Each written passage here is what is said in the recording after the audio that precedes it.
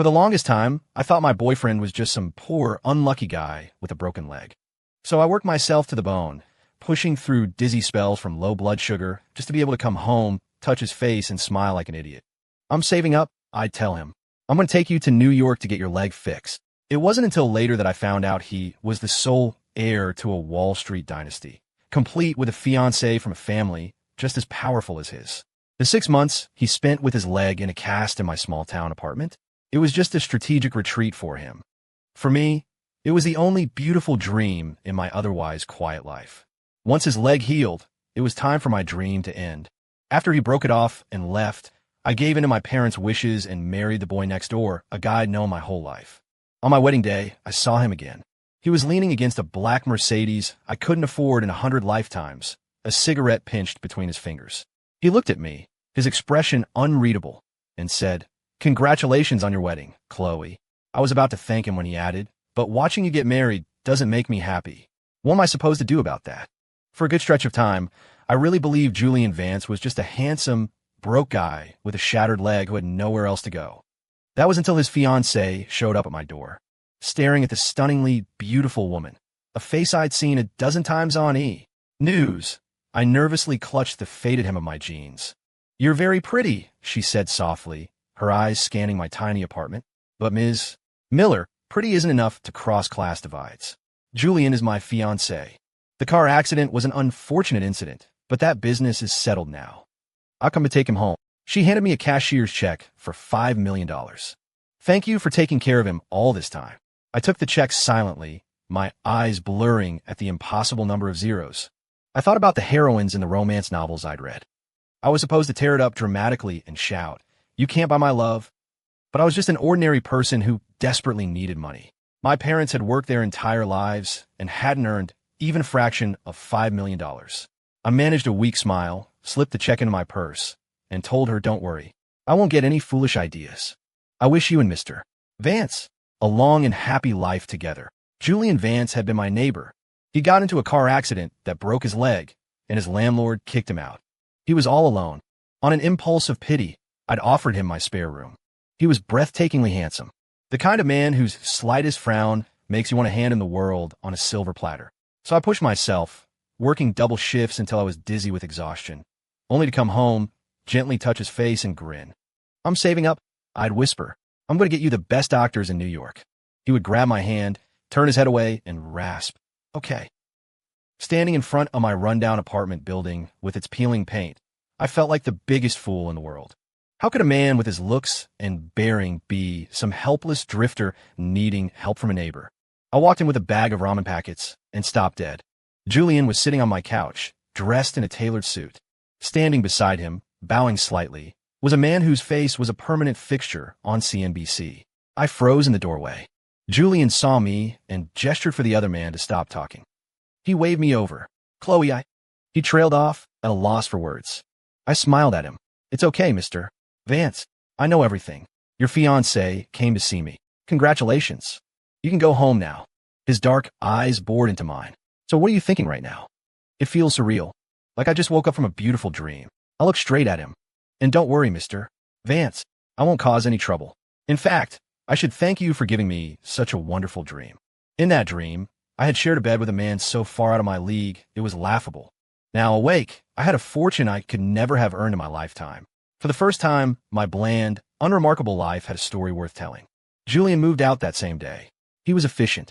After he left, his assistant handed me another check, this one for $3 million. I pressed my lips together. The other young lady already.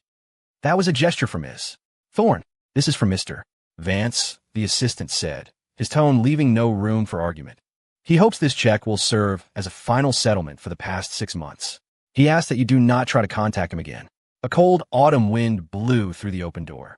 I stared at him for a long moment before my voice came out, raw and quiet. "Fine." I took the check. They both seemed terrified I would use our time together as leverage to cling to him. I wouldn't. The truth was those 6 months with Julian had made me happy too. It was a splash of vibrant color in my grayscale youth, a splash that was now being decisively wiped away. Clutching the checks, I let out a bitter laugh. 2 months later, I saw the news on TV. Julian Vance and Isabella Thorne were engaged. A perfect match between two powerful families. The internet was flooded with congratulations. That night, I agreed to the date my parents had arranged for me. It was with Ryan Carter, the boy from down the street, a guy they knew and trusted. He had a house, a car, and a good job. When he saw me, his eyes lit up with genuine admiration. Because we'd known each other forever, things moved quickly. We went from our first date to our wedding in just under 6 months. The night before the ceremony, he showed up with a huge bouquet of balloons and took my hand, walking me through the town square. I looked up at the colorful cluster bobbing in the air. What are all these for? You don't seem very happy. He squeezed my hand gently, and when I didn't pull away, he beamed, placing the strings in my hand. People say if you let go of balloons, your worries fly away with them. I bought you some. I just want you to be happy. I stared at the strings in my hand, blinking back the sudden sting in my eyes. The colorful balloons soared into the sky as the sound of children laughing filled the square. I gripped Ryan's wrist and whispered, "Thank you. I'm very happy today, and I won't be unhappy again." The wedding was a lively affair. The hotel ballroom was buzzing with cheer, the floor littered with confetti. Ryan was completely drunk. I struggled to get his tuxedo jacket off and tucked him into bed. He suddenly opened his eyes, saw me, and grinned. "We're a family now." "We are," I said, trying to soothe him. "Get some sleep. I'll wake you up for dinner later." After finally getting him to sleep, I went to the kitchen to start dinner when my phone buzzed. It was a text from an unknown number. "Look outside." Confused, I leaned out the kitchen window and saw him immediately. Julian. He was leaning against a car that cost more than my house, a cigarette between his fingers, his gaze meeting mine. He mouthed the words, "Happy wedding." I bit my lip, about to text back a thank you, when another message came through. "But watching you get married doesn't make me happy. What am I supposed to do about that?" I froze. I wanted to ask him what his happiness had to do with me, but I forced myself to stop. I couldn't afford to get involved with him. I wasn't interested in playing games with a billionaire. I was about to put my phone down when a new text appeared. 2 simple words, "Come down." I ignored it. Another one followed. "I just became the primary investor in your husband's company." The blatant threat sent a chill down my spine. I threw on a coat and went downstairs. Julian was standing in the first snowfall of the year, flakes dusting his shoulders. I walked over to him. "Is there something you need?"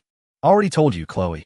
You got married, and I'm not happy about it." His voice was the same as I remembered, just a little deeper, a little rougher around the edges. "Am I supposed to take that to mean you didn't want me to get married?" I looked up at him.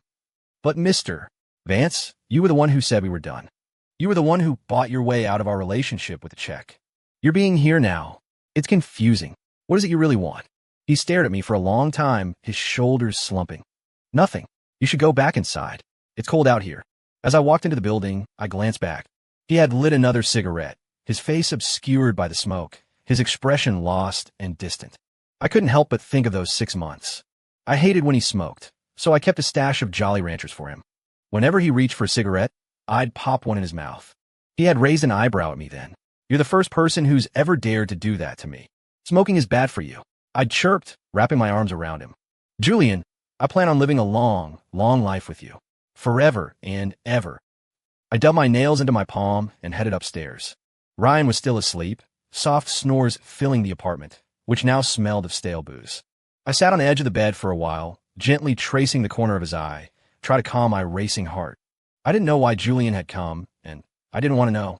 Those 6 months were like a beautiful mirage, lovely to look at, but ultimately unreal. Now that it was over, it needed to be forgotten completely. The next day, Ryan and I were supposed to leave on our honeymoon. Just as we were pulling up to the train station, he got a call. An emergency at work. I looked at his guilt-ridden face and smiled. "It's okay. You're working to support us, right?" I ruffled the new haircut he'd gotten for the wedding. "Go on. We can go another time." Hauling my suitcase back home, I saw Julian waiting by my front door again. My steps faltered. I had a very bad feeling about this. Sure enough, he was leaning against his car, his voice raspy. "Chloe, I could really go for a strawberry Jolly Rancher." "Julian," I said his name, my voice cold. "I'm married, and I don't cheat. And you're supposed to be married, too." "I'm divorced," he cut in quickly. "Finalized it last week." An awkward silence fell between us.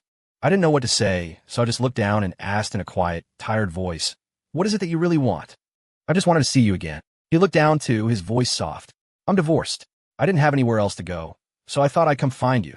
I was pretty sure he was kidding. The sole heir to a New York dynasty, divorced or not, would have a line of socialites out the door. How could he have nowhere to go? But I didn't argue with him. Looking at his pale face, I thought for a moment, then asked, "Would you like some wedding candy? I can get you some. It's nothing fancy, just some stuff I picked out myself. For good luck." Julian's expression soured, his dark eyes fixed on me, a flicker of pain in their depths. "Chloe, you know why I came back. You're offering me candy from your wedding. Do you have to be this cruel to me?" I kept my head down and said nothing. Why had he come back? Probably because he couldn't forget, couldn't let go. He thought those 6 months were worth remembering. So he came back to grace me with his presence. "Julian, I'm married now." I looked up at him calmly. "Whatever your intentions are, I don't want to know. We're from 2 different worlds. Even if you're divorced, you'll just marry another woman from your own circle. The 6 months we spent together were an anomaly. You'll forget about me. It'll just take time." I tightened my grip on my suitcase handle. "From now on, could you please not come looking for me? I don't want my husband to see you and get the wrong idea. It would be a hassle to explain." Julian closed his eyes, his voice strained. "I'm sorry. I couldn't help myself. It won't happen again." He muttered, more to himself than to me, "You're right. Us meeting was just an accident. I'm sorry. I won't come looking for you again." He handed me a fancy, gold-embossed wedding card. "Congratulations." The envelope was thick. I could only imagine how much money was inside. For a second, I almost laughed. Julian was like my personal ATM, showing up every so often to shower me with cash. Seeing the resolve in his face, I didn't refuse. I took it, put it in my bag, and thanked him quietly. "You're a good person," I said. "I would have thought someone like you would be unreasonable, but you've been very respectful. Mr.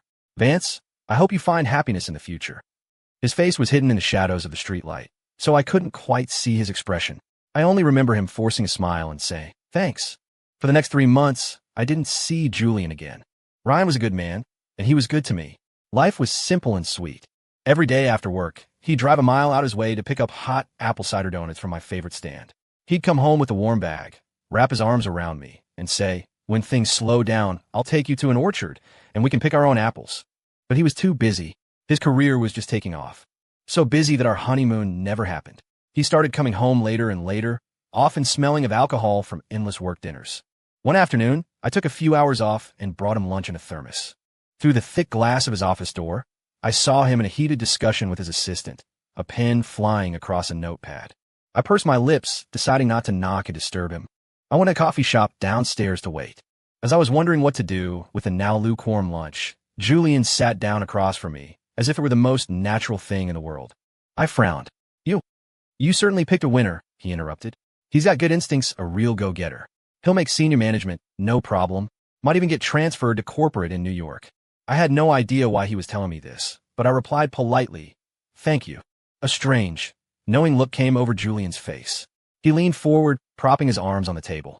"Tell me," he asked with a faint smile, "when he makes it big, do you think he'll still remember you? Chloe, you're not the type to fight for things. You two don't have any power dynamics in your favor. What happens when he gets to New York? Will he remember the starter wife who was with him when he had nothing? I don't see how any of this is your business, Mr. Vance," I said, my brow furrowed. Julian's smile didn't reach his eyes. Besides, his career is taking off, and he's working like a dog, never home. You have to call a handyman for a leaky faucet, and you go to the doctor alone. Chloe, what's the point of having a husband like that? I could tell Julian was trying to stir up trouble, but I couldn't call him out on it. I suppressed my irritation. The life Ryan and I have is the one I chose. It's my life, and I'm the only one who knows what it's really like. I don't need you worrying about it. I wouldn't be like that, he said, looking up at me. Chloe, I would never treat you that way. I wouldn't let you go to the hospital alone when you're sick. I wouldn't let you sleep alone. I wouldn't make you feel like you were widowed while you were still married, to the point where you still haven't. Are you insane? I finally snapped, cutting him off.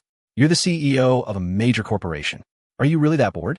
Is your company about to go bankrupt that you have nothing better to do than obsess over my life? Julian, I'm telling you for the last time, I am married. My life is none of your business. Please stop spying on me. My voice was shaking. I respect your position, but this is a society with laws, and I'm not afraid of you. Finally, looking at his pale, shocked face, I said with firm conviction, please stay away from me and stay out of my life. I grabbed my bag to leave. From behind me, Julian spoke. I have a fever. Chloe, I want your chicken noodle soup. During those 6 months, with his leg injured, Julian had been confined to a wheelchair. His health was poor, and he was always catching colds. When he got sick, I'd make him chicken noodle soup. Simple, no fancy spices, just broth, noodles, and chicken. He loved the clean, savory taste, and always finished the entire bowl. I stopped in my tracks and almost laughed. Without turning around, I said, at first, I wondered if you were really some kind of secret billionaire. You turn your nose up at gourmet food, but devour a simple bowl of soup. Then I figured it out. It was a novelty. When you've had enough Michelin star meals, a simple home-cooked dinner is a nice change of pace. Julian, that's all I was to you, a novelty. A break from your usual menu. You're only obsessed because you'd never experienced someone like me before. Trust me, if you leave this town in 1 year, you'll forget I ever existed. I rubbed my tired temples and turned to face him. He was clutching his coffee cup, his eyes empty. I said softly, playing these games with you is exhausting. I'm tired, Mr. Vance. I'm begging you. Please stop meddling in my marriage. Do you miss those 6 months? He asked suddenly. Chloe, were you happy then? His questioning gaze fell on me. I smiled. I wouldn't lie. I was very happy, Mr. Vance, I said. My youth was quiet and unremarkable. School, then work. Those 6 months with you were the only exciting thing that ever happened in my 20-plus years. I'm grateful for it. And I'd be even more grateful if you'd stop interfering in my life now. Julian laughed. To be honest, for me, those 6 months were the only time I ever rebelled against my family. He seemed to come to a decision. I'm sorry, Chloe. I was the one who couldn't let go. Thank you for giving me those 6 months of freedom from my family's control. I'll be leaving soon. I won't bother you again. He looked at me, his expression intense. Be happy, Chloe, he said in a low voice. For the next 3 years, Julian Vance didn't bother me. As he predicted, Ryan's career soared. In the 3rd year, he was offered a promotion and transfer to the corporate headquarters in New York City. My job wasn't transferable. If I wanted to go with him, I'd have to quit. That night, Ryan held me and said, I'll support you, over and over again. My parents came over to convince me, too, telling me to put Ryan first, quit my job, and focus on our family. I forced a smile.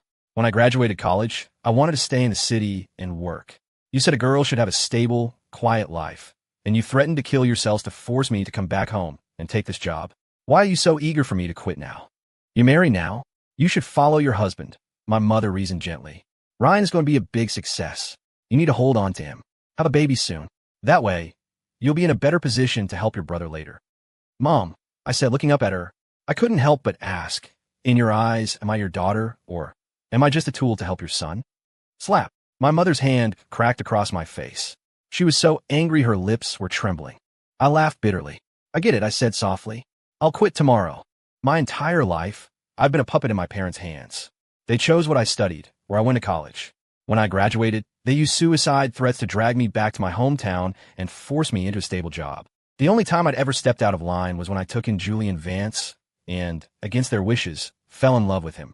It was my one and only rebellion, and it had failed. I looked at Ryan, sitting on the couch, eagerly chatting with my parents, and twisted my lips into a smile. 3 months after moving to New York, at a small party celebrating Ryan's promotion, I saw Julian again. He had a beautiful girl with him, her hair in a high ponytail, looking young and vibrant. Ryan was terrified. He had no idea about my history with Julian, nor could he fathom why the CEO of the entire corporation would deign to attend a welcome party for a junior director. I squeezed his hand, which was trembling with excitement. He whispered in my ear, Chloe, my dream is coming true. This is a guy you only see on TV. All my hard work is finally paying off. I'm so happy. I patted his shoulder. That night, he drank way too much and eventually passed out at the table. I looked at him with a headache, trying to figure out how to get him home. Ma'am, need a hand? I looked up. It was the young woman Julian had brought, smiling warmly at me. We can give you a ride. I glanced hesitantly at Julian, who was sitting at the head of the table. He hadn't been drinking. His face was impassive. He didn't even look at me when the girl spoke, as if he couldn't care less. I politely declined. No, thank you. I'll call an Uber. It's no problem. We're heading that way anyway, she insisted, then motioned for a bodyguard to come over and haul Ryan to his feet. I was a little embarrassed.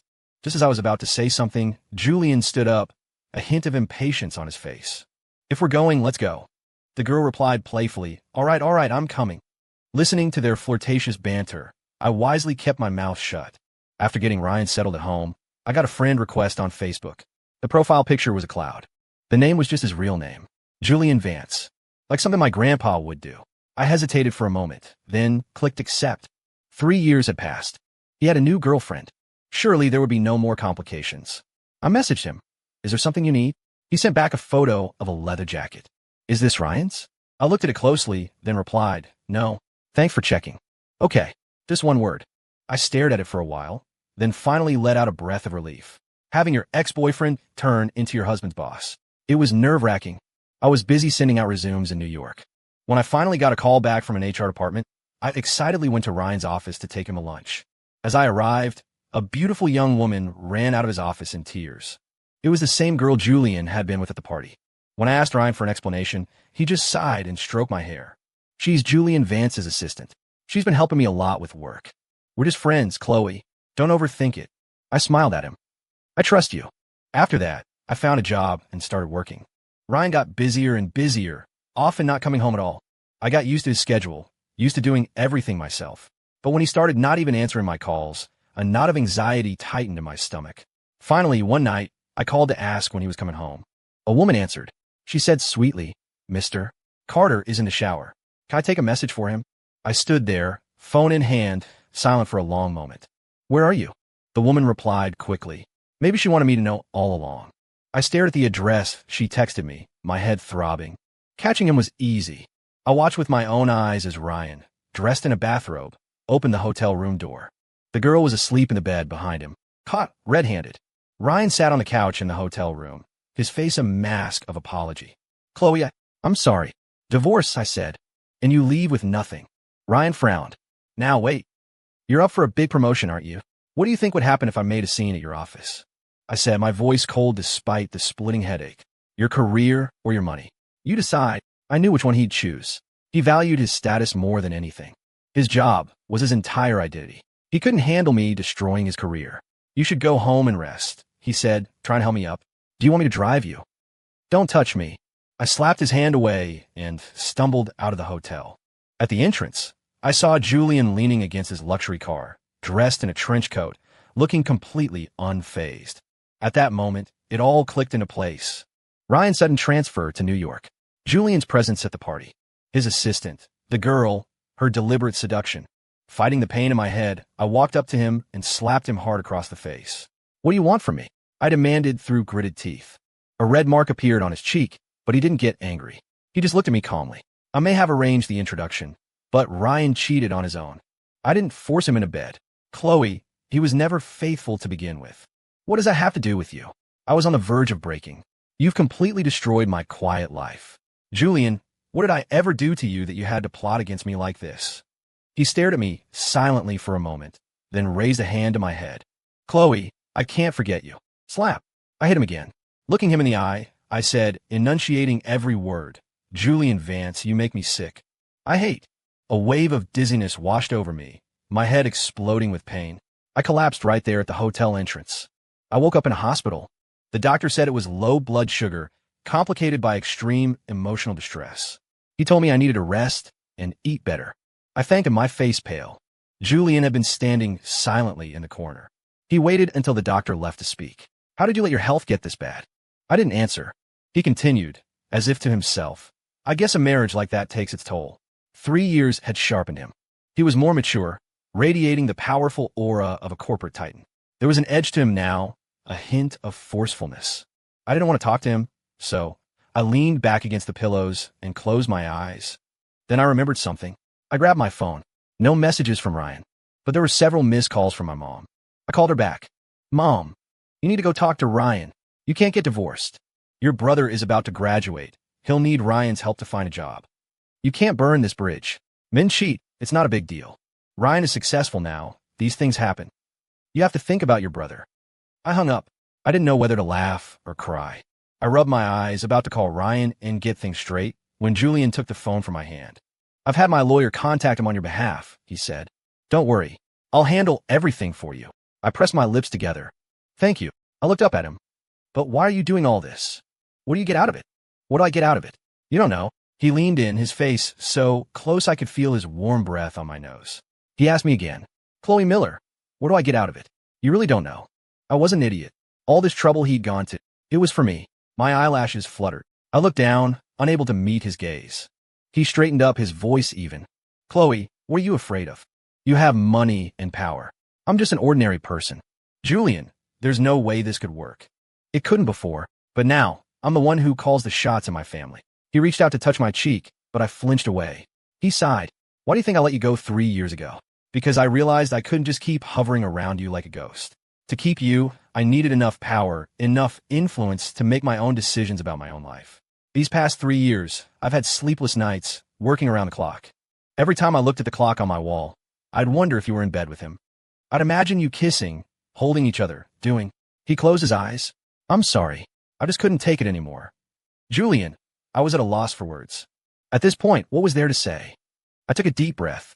3 years ago, you were the one who bought your way out of our relationship. You were the one who told me never to bother you again. Are you trying to tell me now that you regret it? Yes, he answered calmly. I've regretted it for a long time. My first marriage was purely a business arrangement for my family, but I found I couldn't stand being married to a woman I didn't love. By the time I got divorced and came to find you, you were already married. You can't imagine how much I hated it, Chloe. I hated you. I hated myself. I hated my own powerlessness. From that moment on, I started planning how to get you a divorce. And now, I'm finally in full control of my family's company. I can marry you, openly and officially. I listened silently, a growing sense of disbelief washing over me. So, you think the biggest problems between us were my marriage? And your family's disapproval? Weren't they? Julian tilted his head, looking genuinely confused. I looked up at him, my breath catching in my throat. I asked him, Julian, did you ever, for 1 second, consider whether I wanted to marry you? For a flash, his face darkened with a possessive anger, but under my steady gaze, he forced his expression back to neutral. His breathing, however, was heavier. You don't want... Julian shot to his feet. I've cleared away every obstacle between us. You used to love me. I know you did. What were you thinking during those 6 months? I cut him off, watching me run around, working 2 jobs, saving every penny, telling you like an idiot that I was going to take you to New York to fix your leg, that I was going to support you. Did you think I was pathetic? Was there ever a moment, watching this woman who was completely devoted to you, that you thought, God, she is so stupid, so hopelessly naive? Julian stared at me, dumbfounded.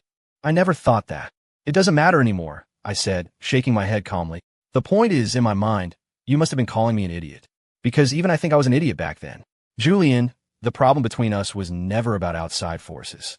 The reason I don't want to be with you is because our entire relationship was built on a lie, from start to finish.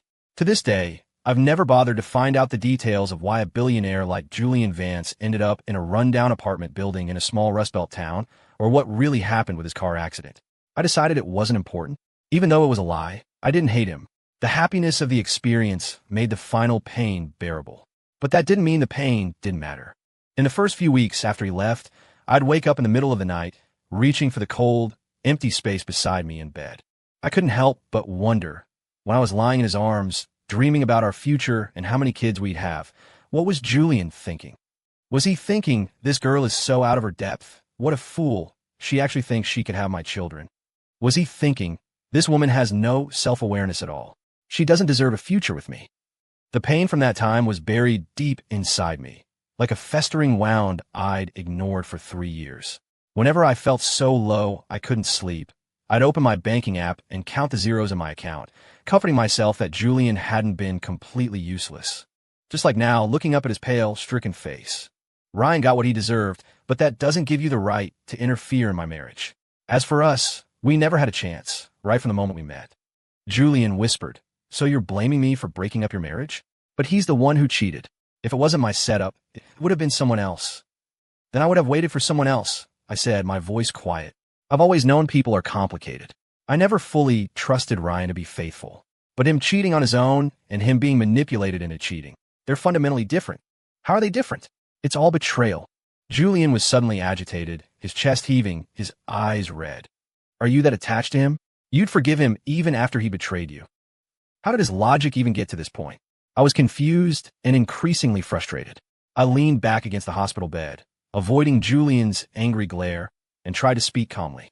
I have no intention of forgiving him. My relationship with him is over, but that has nothing to do with my relationship with you. It's just, I was tying myself in knots. I shut my mouth. After a long pause, I looked at Julian, my head aching. Can you please just let me be alone for a while? After Julian left, I stared out the window at the bare branches of a tree. My phone buzzed. It was a draft of a press release from my boss with his edits. I rubbed my dry eyes and started reviewing his notes. When I graduated from college, I had a great job offer from a publisher in the city, but my parents insisted that a girl's career wasn't important. They pressured me to come home, even threatening suicide. I gave in.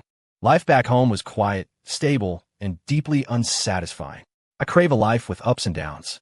It was the same impulse that made me take in Julian, a complete stranger, against my better judgment. I'd hoped he would bring some excitement to my stagnant life. I just didn't expect so much excitement that it would drain the pond dry. I thought about what my mom had just said about not divorcing Ryan and laughed sardonically. I had been the perfect daughter for over 20 years, the perfect support system for their son. This time, I didn't want to be so obedient. Maybe Julian pulled some strings at the company, because my divorce from Ryan went through with surprising ease. It was raining when we left the courthouse. He stood holding an umbrella, his expression unreadable. "Chloe, I'm sorry, I cut him off. That girl, she wasn't just Julian's assistant, was she? She's the daughter of someone rich and powerful." Ryan looked down, saying nothing. I smiled. "It's okay. I get it. Her family is well-connected. She can help your career. I can't. It's fine. Let's just go our separate ways." I stuck my hand in my pockets. The autumn rain felt bitingly cold. Looking at his slightly stooped shoulders, I suddenly remembered our wedding night, when he lay drunk in bed and told me happily, "Chloe, we're a family now." "Ryan," I said his name suddenly. "When I married you, I really did intend to settle down and build a life with you. But never mind." I waved my hand. "You should go. Let's not contact each other again." As soon as I got home, my mother called. She was hysterical, screaming about how ungrateful I was, how I'd thrown away such a perfect marriage, such a perfect son-in-law. I listened to her tirade calmly. I felt nothing, not even a ripple of anger. It was almost funny. I remembered how, right after graduation, her angry rants would send me sobbing on a bench outside my dorm. But now, "Mom," I said, my voice flat. "Sometimes I really wonder if I'm your daughter, or just a tool to prop up your son. Don't push me anymore. If you threaten suicide again, I will come home and arrange a very grand funeral for you both. I spent my whole life desperate for your love, doing everything you asked, and it never made you treat me any better. I see things clearly now. I'll send you money for your expenses. Other than that, you're on your own." After hanging up, I sat on the couch in a daze, my mind a complete mess. It had taken me 26 years to finally accept the fact that my parents didn't love me. To them, I was just a tool to advance my brother's life. My marriage, my family, my entire existence was meant to pave his way. Tears slipped from the corners of my eyes, but I bit my lip and wiped them away. I had cried too many times already. From this day forward, I would not shed another tear for them. My new job was demanding, but fulfilling. I was so busy with late nights at the office that when I saw Julian again, it felt almost dreamlike. He was dressed casually in a nice coat. He waved at me, as if we were old friends. "Hungry? What do you feel like eating?" His luxury car was parked right in front of my office building. My coworkers were staring curiously as they left for the day. I had no choice but to get in the car. The familiar scent of sandalwood filled the air. I looked at his profile and asked, "Julian, what are you trying to do?" "I want to marry you." "My goal has always been perfectly clear," he said, his voice calm, not even glancing at me. "Chloe, you're the one who has never seen the path right in front of you." The words I was about to say died in my throat. He continued, "You get divorced, you get a job, you float around New York, using every excuse you can think of to avoid my feelings. You say our first meeting was a deception, and I can't argue with that. But I don't believe it's some unforgivable sin. My status, my position, everything I'm willing to give you, it's more than enough to make up for that past mistake. Even if it takes a long time and a lot of effort, I am confident I can do it. But you haven't even considered the possibility of being with me. You won't give me a single chance to make amends." "What?" The light turned red. He stopped the car and turned to look at me, his gaze serious. "Chloe, I've never understood it. Why are you so resistant to me?" I stared at the steering wheel for a long time, my eyes landing on his strong, well-defined hands. I gave a slight, sad smile. I said quietly, "If you're a cloud in the sky, then I'm the dirt on the ground. You have money and power. I'm a divorced woman with nothing to my name but a few properties back in my hometown." I looked up at the barren trees outside the car window, my eyes dry and aching. My voice was barely a whisper. "Julian, those 6 months blurred the lines, but we are from two different worlds. The things you like, the things you've experienced. I don't understand any of it. The things you grew up with are like fairy tales to me. Even without your family's objections, we fundamentally couldn't build a life together. Even if we tried, we'd have nothing in common, and you'd get bored of me eventually. The truth is, under normal circumstances, you and I would have never even met, right?" Julian's hands tightened on the steering wheel, the veins on his knuckles turning white. He was suppressing his anger. His voice was incredibly hoarse. I don't agree with you. We're all just people. There's no gap between us that can't be bridged. I love you because you are you. It has nothing to do with your family, your background, or this so-called common ground. As long as it's you, standing right there, I can't get you out of my head. Julian. Chloe, he interrupted. You weigh the pros and cons. You overthink things. That's normal. I'm not going to force you.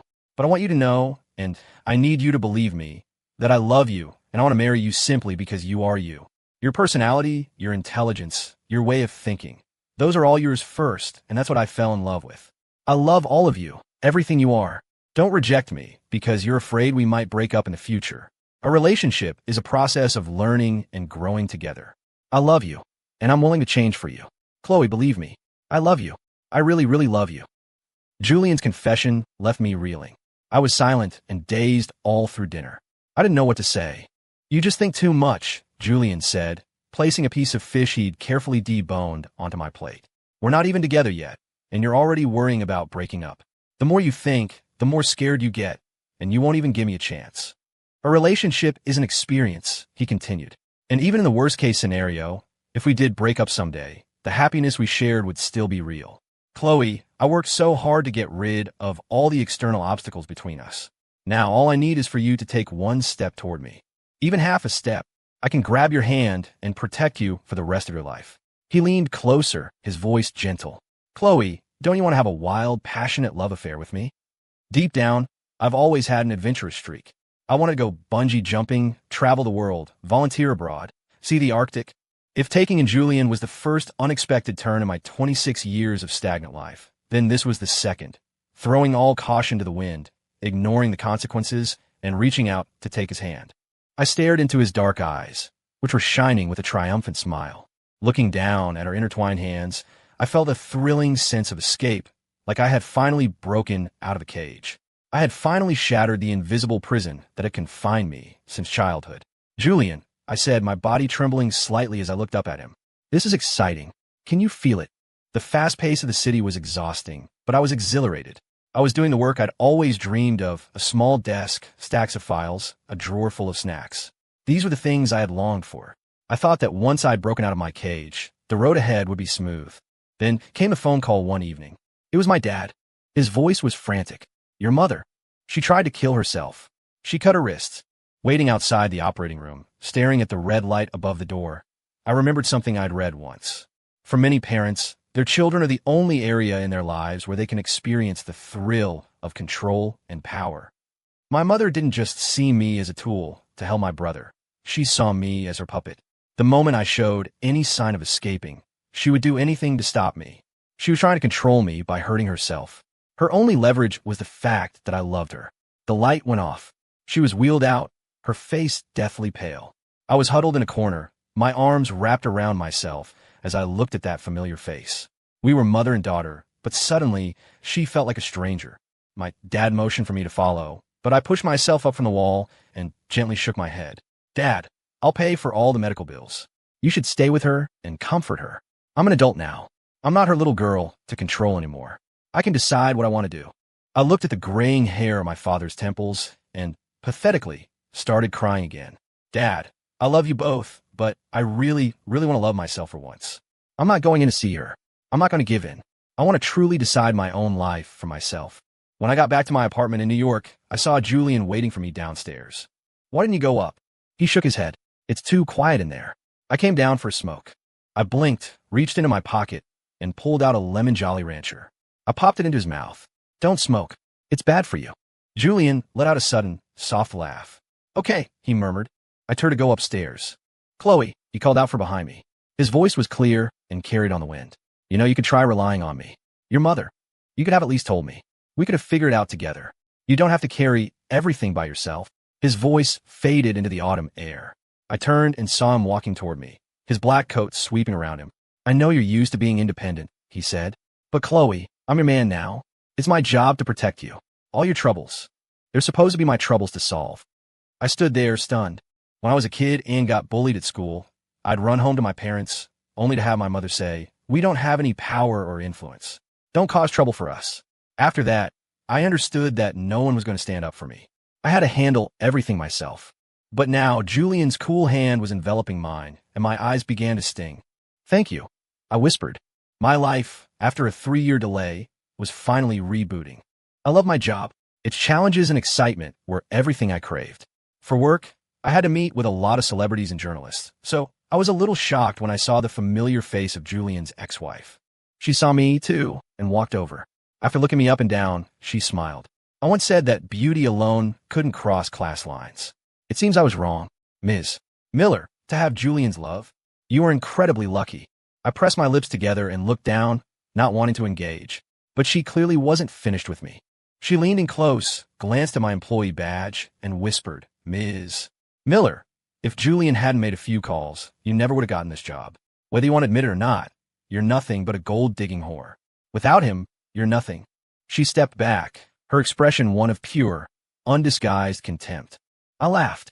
"Are you jealous of me? It's strange. You have the family, the fame, everything. Yet you're still so hostile toward me. Are you really that in love with him?" "No, I don't love him," she said with a sneer. "I just can't stand to see a man who was once on top of the world debase himself for someone so unworthy. He fought his family, his entire legacy, for you. And what did you do, Ms. Miller? What did you contribute?" Her eyes were full of disdain. "Admit it, Chloe. You don't deserve him. Love isn't about deserving someone. You were a perfect match on paper, but you still got divorced, didn't you?" I looked at her calmly. "Ms. Thorne, please mind your own business." With that, I turned and walked away. My boss asked me what had happened. I rubbed my eyes. "Nothing. Just some personal history." He nodded and had his driver take me home. In the car, I watched the blur of green trees outside the window, a knot who was nothing without Julian Vance. That night, I tossed and turned, unable to sleep. I got out of bed and stood on the balcony, watching the dark, heavy clouds obscure the sliver of moon. I remembered what Julian had told me. "You're the one who has never seen the path right in front of you. What are you doing?" A warm body wrapped around my waist. He pressed himself against me, his head resting in the crook of my neck. I looked down, taking his warm hands in my own, which were cold from the wind. "Julian," I said, "I want to work hard to be worthy of you." "What do you mean?" "I want to go back to school. Study abroad?" "No," I said, shaking my head firmly. "I'm going to apply and get in on my own." Julian paused. "But there are easier ways. Why make things so hard for yourself?" "Because studying abroad would be on his dime." I looked at the faint clouds on the horizon. "Just call me stubborn. Julian, I want to become a better person without your help, so I can stand before you as an equal. I wanted a relationship that was, at least in some small way, balanced." Studying for the GREs was brutal.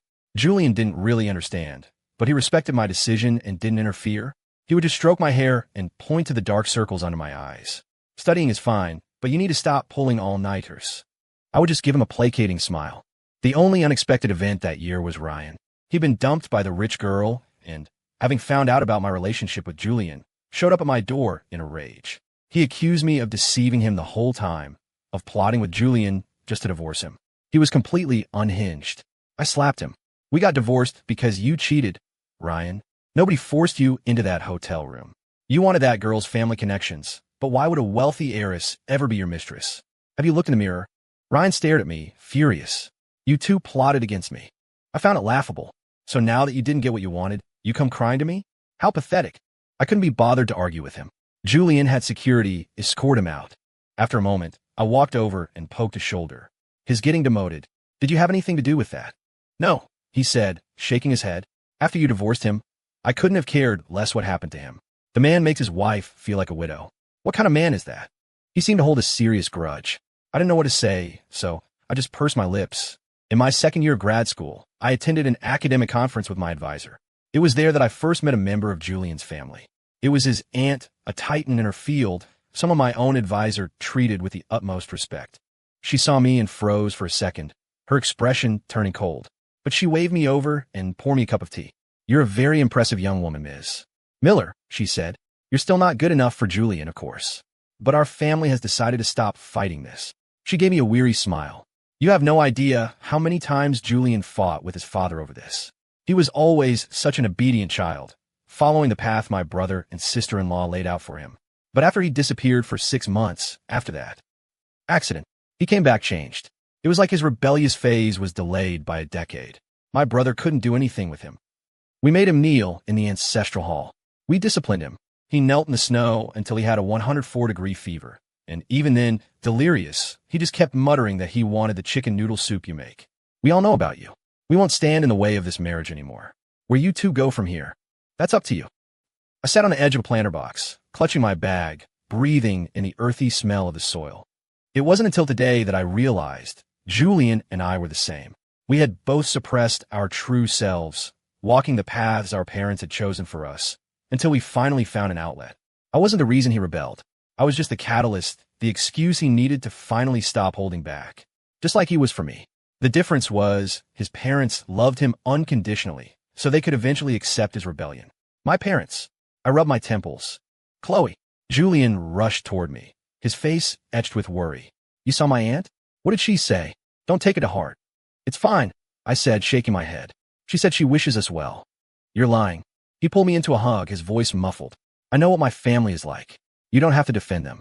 I'll go home this weekend and have another fight with them. Then they won't dare bother you again. His words were so childish, like a pouting little boy. I was stunned for a second, then couldn't help but smile. She really didn't say anything bad, I said. Actually, I'm jealous of your family. Even when his aunt was scolding him, I could see the love and pride she had for him. It was the kind of family I had always dreamed of. The year I graduated with my master's degree, Julian and I went to the courthouse and got married. Once my career was stable, I got pregnant. That was the first time I met my mother-in-law. She awkwardly handed me a thick envelope. For the baby, thank you, I said, smiling as I took it. Julian was clearly unhappy. From the moment his mother walked in, he'd been making sarcastic comments. It provoked her into snapping back, telling him not to bother coming home that weekend. The atmosphere was tense, but I felt a strange sense of envy. It was messy, but it was real. They loved each other. This was a normal family. This was the environment I had craved but never had. I subconsciously touched my stomach. I was glad my child would be born into a family like this. That night, after my shower, I looked at the colorful bowl of Jolly Ranchers on the nightstand. The cheap candy looked strangely out of place on the custom-made mahogany furniture. I unwrapped a lemon one and popped it in my mouth, letting the sweetness melt on my tongue. Julian was still busy in his study. I didn't want to disturb him. My phone buzzed. It was a new text from my dad. He had wired me $20,000, telling me to take care of myself. Above me, the chandelier cast a brilliant, warm light. Julian had chosen a soft, eye-friendly amber color because he knew I liked to work in bed. The central air hummed silently. In that moment, I felt that I was truly lucky enough